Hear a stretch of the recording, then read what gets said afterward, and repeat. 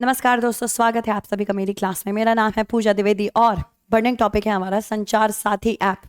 क्या आप नया फ़ोन लेने जा रहे हैं? तो हाँ, आपको ऐसा ऐप अपने फ़ोन में दिख सकता है। क्या आप इसे डिलीट कर सकते हैं? इसको जानने के लिए हमारे साथ अंत तक बने रहें। और क्या है ये ऐप, क्यों इसके पीछे इतना परेशान है हम सब, जानते हैं। ये सारे हमारे मुख्य बिंदु हैं। ऑफ कोर्स जानना ज़रूरी है संचार साथी ऐप क्या है। जानना ज़रूरी है कि जो इसमें अनिवार्यता डाली गई है कि हर मोबाइल कंपनी को संचार साथी ऐप पूर्व स्थापित करना है। जो भी फ़ोन मैन्युफैक्चर कर रहे हैं उसमें प्रॉब्लम ही क्या है? जैसे यूट्यूब आता है, ऐप प्ले स्टोर आता है, इसमें क्या प्रॉब्लम है मैं बताऊंगी आपको। क्या ऐसे डिलीट किया जा सकता है? और ऐसे कभी भी कोई पूर्व अनिवार्य हमारे पास निर्देश सरकार द्वारा दिए गए हैं किसी ऐप को लेके, उसके बारे में भी चर्चा करेंगे। इसके बाद यहाँ बात करेंगे मुख्य चिंताओं की, क्या दिक्कत है। तो संचार साथी ऐप से संबंधित हाल ही में हुआ क्या है। अभी 2 दिन पहले 1 दिसंबर 2025 को सरकार ने मैन्युफैक्चरर्स, जो फ़ोन मैन्युफैक्चरर्स हैं, निर्माण करता है, उनसे बोला गया है कि भाई मार्च 2026 तक जो भी आप उपकरण बनाएंगे इसमें आप इंश्योर करेंगे, प्रभावी होगा कि भाई मार्च 2026 से जो भी आप फ़ोन्स बनाएंगे आपको क्या करना है, आपको उसमें संचार साथी ऐप को इंस्टॉल करना ही करना है। पहले से पूर्व स्थापित रहे, यह आपका काम रहेगा। तो यहाँ पे वर्ड जो यूज़ किया गया है वो मैंडेट दिया गया है, मतलब अनिवार्यता। इसमें दिक्कत यह है कि ये जो अनिवार्यता बता दी गई है इसमें कोई भी हितधारक या फिर नागरिकों से सहमति नहीं ली जाएगी, है ना। यही क्वेश्चन है कि ऐसे अगर आप कभी भी कोई ऐप इंस्टॉल करते हैं तो उसको रूट एक्सेस मिल जाता है। क्या होता है रूट एक्सेस और ये क्यों खतरनाक है, इसके बारे में हम चर्चा करेंगे। रूट एक्सेस मिल जाता है, ठीक है। इस आदेश ने डिजिटल अधिकार समूहों और विपक्ष की ओर से कड़ा विरोध उत्पन्न किया है। देखो, संचार साथी पहले एक वेबसाइट हुआ करती थी और ये दूर संचार विभाग का भाग का एक तरह से इनिशिएटिव या पहल है। तो इसके बारे में थोड़ा सा समझते हैं, संचार साथी ऐप के बारे में। संचार साथी ऐप, पहले ना ये ऐप जो थी, ये ऐप नहीं थी। ये 2023 में एक वेबसाइट हुआ करती थी। तो वेबसाइट पे किसी भी व्यक्ति को अगर लग रहा है कि मुझे फ्रॉड कॉल्स आ रहे हैं या मेरे साथ इस कॉल्स के थ्रू गलत हो रहा है, तो कोई भी व्यक्ति जाके इस पे अपने ग्रीवांस को दर्ज करा सकता था। तो बेसिकली ये शिकायत दर्ज कराने के लिए एक वेबसाइट थी, फ्रॉड कॉल से संबंधित। उसके बाद ये ऐप बना और दूर संचार विभाग द्वारा ये ऐप अब बोला जा रहा है कि मार्च 2026 से जो भी मोबाइल फोन्स होंगे उसमें ये पूर्व स्थापित रहेगा अनिवार्य रूप से। पूर्व स्थापित होने के परिणाम स्वरूप यहाँ पे दिक्कत है और ये अनिवार्यता जो है वो दिक्कत है, ठीक है। क्यों, इसके बारे में बताऊंगी। पूर्व स्थापित और अनिवार्यता, क्या इसे डिलीट किया जा सकता है? जी हाँ, इसको हटाया भी जा सकता है, डिलीट भी किया जा सकता है, ठीक। इसके अलावा इसका उद्देश्य क्या है? उद्देश्य ये है कि जो भी डिजिटल स्कैम्स हो रहे हैं, जो अंतर्राष्ट्रीय अपराध हो रहे हैं फोन्स के माध्यम से, संचार के माध्यम से, उसको टैकल करने के लिए आया है।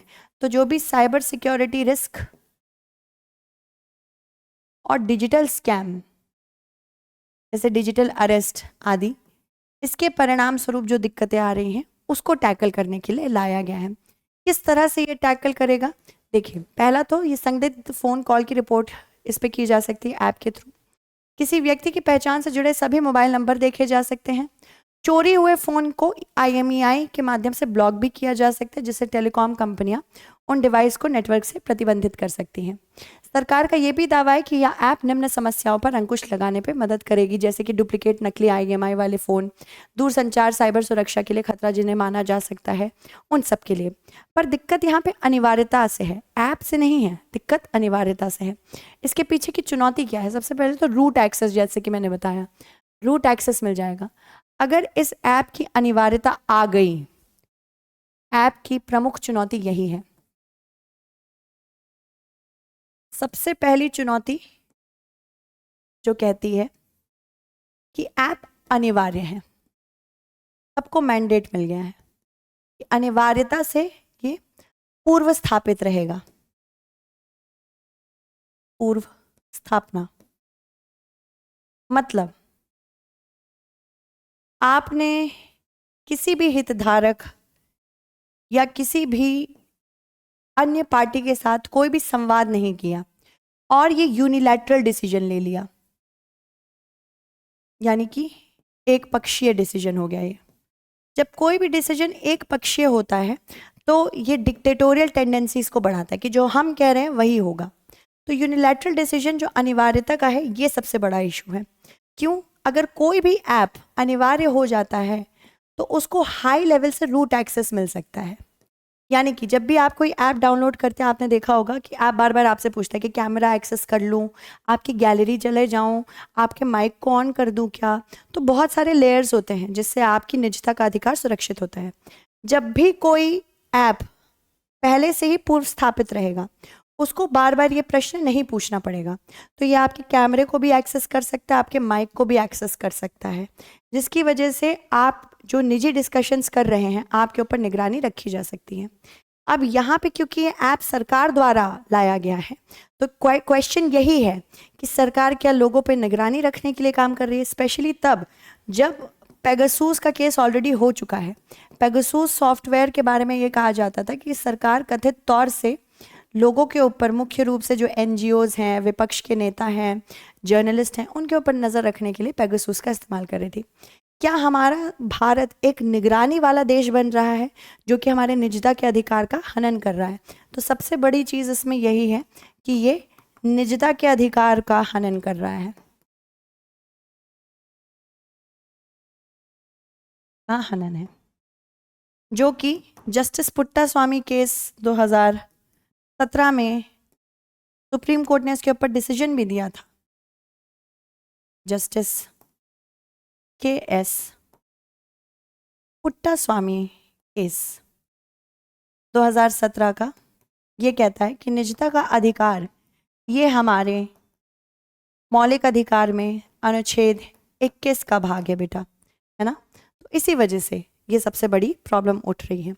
इसके अलावा अगर हम बात करें कि ऐसे अनिवार्य पहले भी कुछ उद्देश्य, कोई पहले भी ऐप्स थे क्या, तो ऐप प्री इंस्टॉल को अनिवार्य करना बहुत कम पूर्ववर्ती उदाहरण है, इसके ज़्यादा हमारे पास उदाहरण है नहीं। जैसे कोविड-19 के दौरान आपातकालीन संपर्क नंबर ये सीमित मामलों में दिया जाता था कि करना ही पड़ेगा। आरोग्य सेतु पर विचार किया गया था कि आरोग्य सेतु को आपको डालना ही डालना है अपने फ़ोन में, फिर बाद में हटा दिया गया। ट्राई ने 2018 की DND आवांछित ईमेल स्पैम रिपोर्टिंग पहल में भी प्री इंस्टॉल अनिवार्य नहीं किया था। तो अब क्यों? सबसे बड़ा क्वेश्चन यही है कि गतिविधि बतानी ही क्यों है। इसके अलावा क्या ये अनिवार्यता कानूनी है? क्या जो सरकार अनिवार्यता ला रही है इसके पीछे इसके पास कोई कानूनी सपोर्ट है कि नहीं?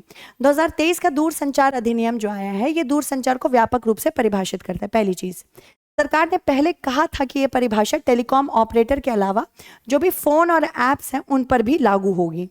इसके अलावा नवंबर 2025 में DOT ने 2024 के टेलीकॉम साइबर सुरक्षा नियमों को संशोधित किया। इसमें कुछ और चीज़ें ऐड की गई संशोधन के बाद से।